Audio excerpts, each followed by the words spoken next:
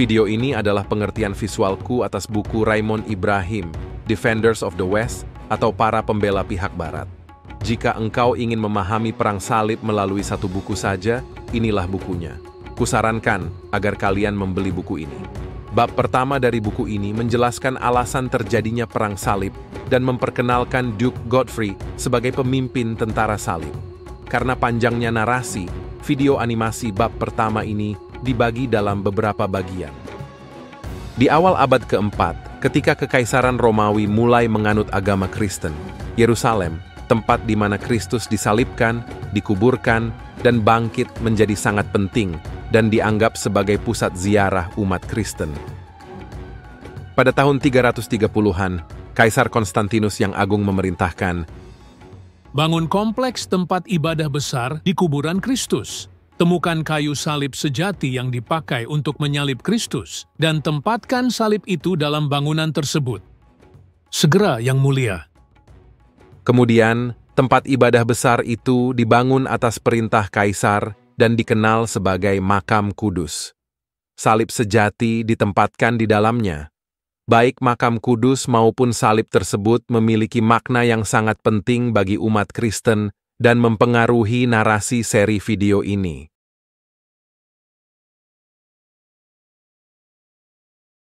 Konstantinus meninggal pada tahun 337 Masehi. Tepat 300 tahun setelah kematian Konstantinus, bangsa Arab yang baru saja bersatu di bawah bendera Islam menaklukkan Yerusalem dari Kekaisaran Romawi Timur pada tahun 637.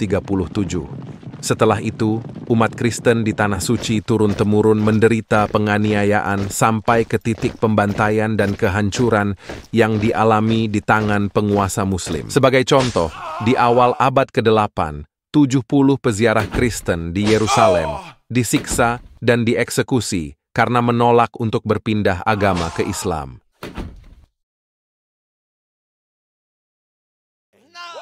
Tujuh peziarah yang mualaf tidak dibunuh. Beberapa tahun setelah itu, 60 peziarah lain disalib di Yerusalem. Pada akhir abad ke-8, umat Muslim menghancurkan 2 gereja dan sebuah biara dekat Bethlehem. Mereka juga membantai para biarawannya. Pada tahun 796, umat Muslim membakar 20 biarawan sampai mati. Di tahun 809 dan juga tahun 813, banyak biara dan gereja diserang di sekitar Yerusalem. Umat Kristen, laki-laki maupun perempuan, jimak beramai-ramai dan dibantai. Pada tahun 809 dan lagi pada tahun 813, banyak biara dan gereja diserang di sekitar Yerusalem. Umat Kristen, baik laki-laki maupun perempuan, dijimak beramai-ramai dan dibantai. Tidak semua pemimpin Muslim berkomitmen untuk menghancurkan gereja dan menganiaya umat Kristen. Sebagian bersikap lebih pragmatis dengan membiarkan umat non-Muslim hidup dengan membayar jizyah dan menerima status sosial lebih rendah daripada Muslim. Namun demikian, seperti di wilayah-wilayah yang dikuasai Muslim lainnya, apakah penguasa berikutnya akan bersikap radikal atau moderat bisa terjadi kapan saja karena keduanya bagaikan dua sisi uang logam yang dilemparkan untuk mengundi. Adapun penduduk Muslim, baik dulu maupun sekarang, selalu saja siap bangkit untuk menyerang dan menjarah umat Kristen dengan alasan apapun. Bahkan Makam Kudus, gereja tersuci bagi umat Kristen, tidak luput dari serangan. Pada tahun 936, umat Muslim di Yerusalem melakukan penyerangan dan membakar gereja, yang kemudian mereka jarah dan hancurkan apapun yang mereka bisa raih, catat seorang penulis sejarah Muslim. Demikian pula pada tahun 1009, Khalifah Fatimiyah Hakim bi Amr Allah memerintahkan salah satu pejabatnya, hancurkan gereja Makam Kudus dan suruhlah orang-orang menjarahnya secara menyeluruh sampai semua hancur tak bersisa. Mereka pun melakukan perintah itu.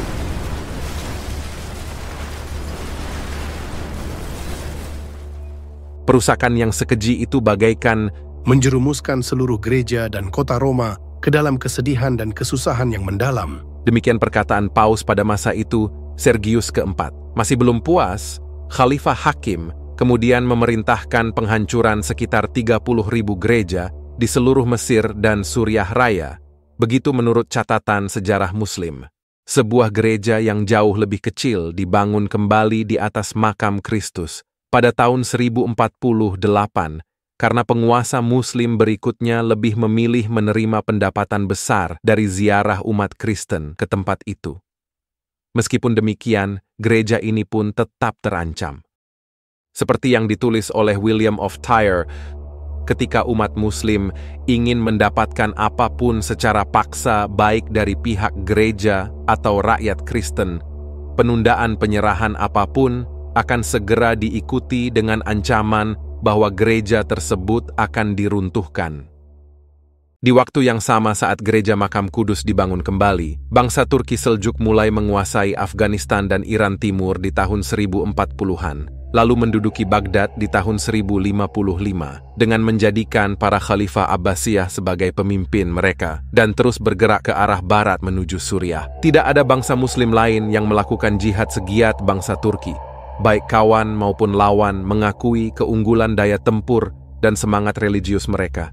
Seperti yang ditulis oleh Bernard Lewis, bangsa Turki yang masuk Islam meleburkan identitas nasional mereka ke dalam Islam secara menyeluruh. Dan hal ini belum pernah dilakukan oleh bangsa Arab dan Persia.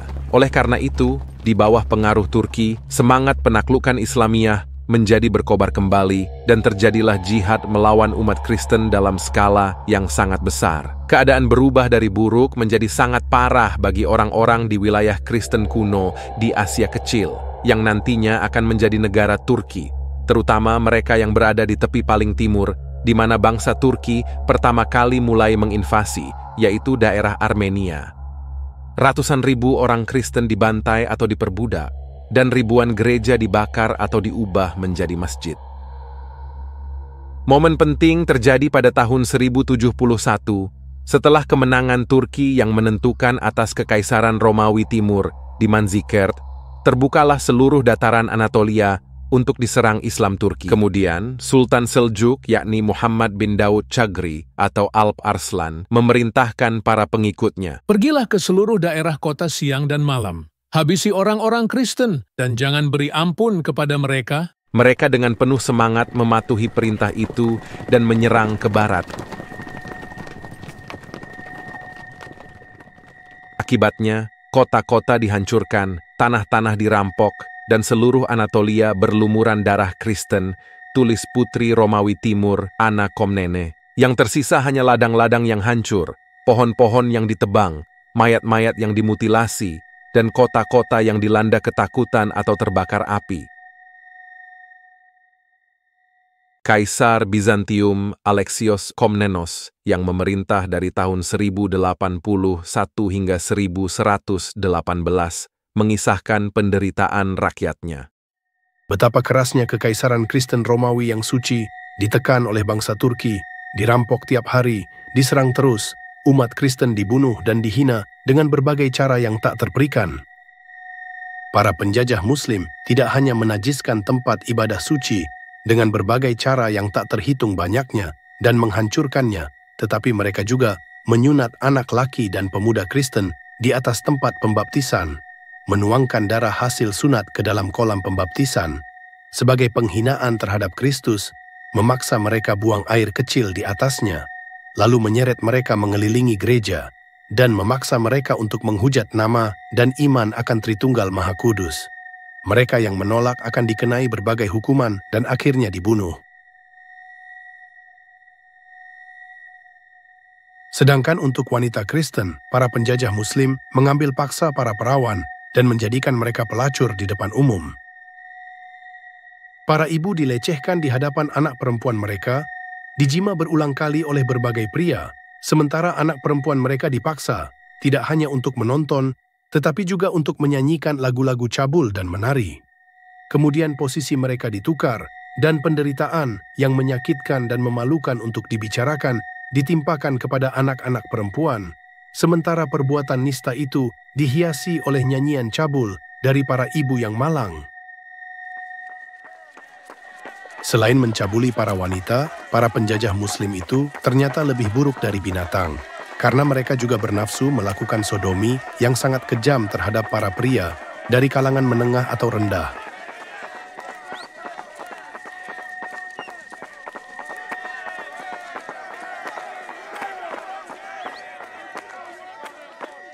Mereka juga lakukan itu pada seorang uskup, setelah itu mereka lalu membunuhnya. Uskup dan penulis sejarah abad pertengahan, William dari Tirus, mengeluhkan kondisi yang hampir sama buruknya di Tanah Suci Yerusalem. Umat Kristen Yerusalem menderita lebih parah di bawah kekuasaan Turki, sehingga kesengsaraan mereka di masa lalu, di bawah pemerintahan Fatimiyah Mesir dan Abbasiyah Persia, terasa lebih ringan. Kematian mengancam mereka setiap hari dan, yang lebih buruk daripada kematian, rasa takut akan perbudakan, yang kejam dan tak terperikan, selalu menghantui mereka. William memberi contoh penindasan khas Islamiyah. Bahkan ketika umat Kristen merayakan ritual suci mereka, Muslim Turki dengan sangarnya memaksa masuk ke dalam gereja, yang telah dengan susah payah dipulihkan dan dilestarikan setelah sebelumnya dihancurkan Muslim Mesir dan Persia. Dengan sikap yang sama sekali tidak menghormati tempat ibadah yang disucikan, mereka duduk di atas altar dan menakuti para jemaat dengan teriakan dan siulan kurang ajar. Mereka menjungkir balikan piala-piala, menginjak-injak peralatan yang dikhususkan untuk ibadah ilahi, menghancurkan patung-patung marmer, dan menghujani para pendeta dengan pukulan dan hinduknya, dengan menjambak rambut dan janggutnya, dan melemparkannya ke tanah. Berkali-kali ia ditangkap dan dijebloskan ke dalam penjara tanpa alasan. Perlakuan yang hanya pantas diberikan pada budak terendah ditimpakan padanya untuk menyiksa rakyatnya, yang menderita bersamanya, seperti melihat ayah mereka sendiri disiksa. Para peziarah Eropa yang datang ke Yerusalem juga tidak luput dari perlakuan tersebut.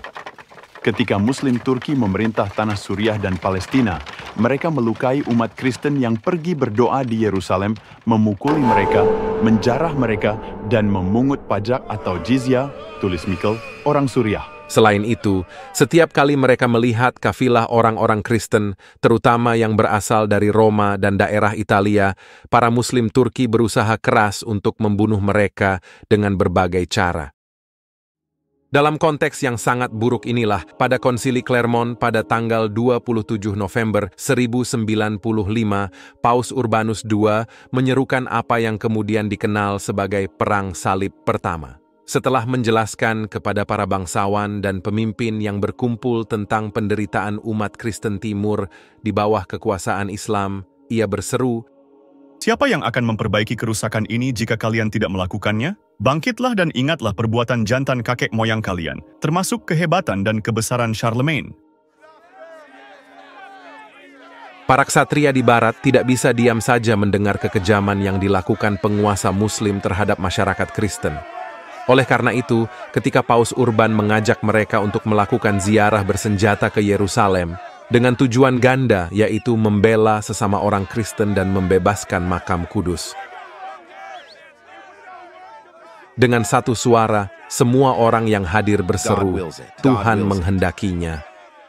Setelah itu, seperti yang ditulis oleh ahli sejarah Armenia, Matius dari Edessa, yang hidup tahun 1075 sampai 1144. Semua orang dari Italia dan Spanyol sampai ke batas Afrika, dan bahkan bangsa Franka yang jauh, mulai bergerak dan membentuk kerumunan yang hebat dan besar. Mereka sangat mirip seperti pasir di lautan yang tak terhitung jumlahnya. Para bangsawan dari bangsa Franka bangkit dan keluar. Masing-masing dari mereka datang dengan pasukannya untuk membantu orang-orang Kristen, untuk membebaskan kota suci Yerusalem dari orang-orang kafir, dan membebaskan makam kudus dari tangan penguasa Muslim. Mereka adalah orang-orang termasyhur yang memiliki darah bangsawan, diberkahi dengan kesalehan dan keimanan, dan dibesarkan dalam praktik perbuatan baik. Berikut ini adalah nama-nama para Fransiskan tersebut. Yang pertama disebut dalam daftar Matius adalah Godfrey, seorang yang gagah perkasa dari keturunan Kaisar Romawi. Nantikan episode berikutnya.